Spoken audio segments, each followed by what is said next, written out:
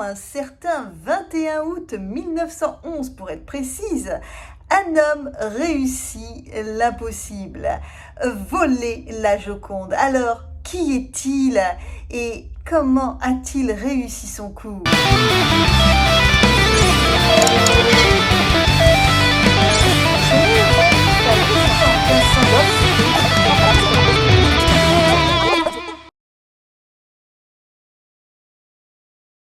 Le 21 août 1911, lors de l'une de ces rondes, un gardien du Louvre remarque que le célèbre tableau n'est pas à sa place. Cela vous aurait alerté, pas lui. Enfin, qui pourrait voler le tableau? Non!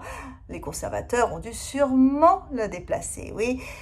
Sauf que le lendemain matin, force est de constater que la Joconde a bel et bien disparu et que ce n'est pas une fugue.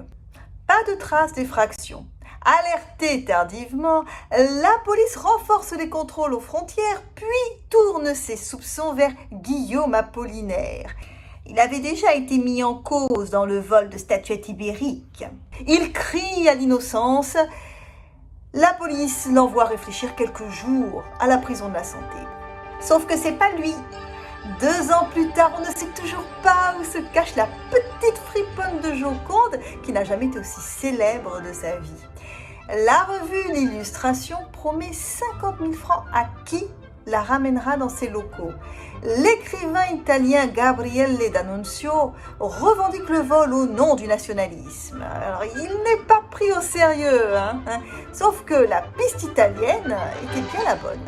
Vincenzo Peruggia est un habitué du Louvre. La restauration et le vol spectaculaire ne sont pas trop sa tasse de thé. Non, lui, c'est plutôt la plomberie. Alors, il a volé le tableau et l'a caché 2 ans sous son lit avant de le proposer à Alfredo Gheri, un antiquaire florentin. Celui-ci alerte la police qui tombe des nues durant l'interrogatoire. Tout ce que Peruggia a eu à faire, c'est décrocher le tableau, le rouler sous son manteau et partir avec. Le motif? Mais le patriotisme, très cher, la colère de voir ce tableau en terre étrangère. Sauf que c'est la faute à personne si en disgrâce chez les Médicis, Léonard de Vinci a trouvé asile chez François Ier. Bon. Il y a eu une autre version durant l'interrogatoire.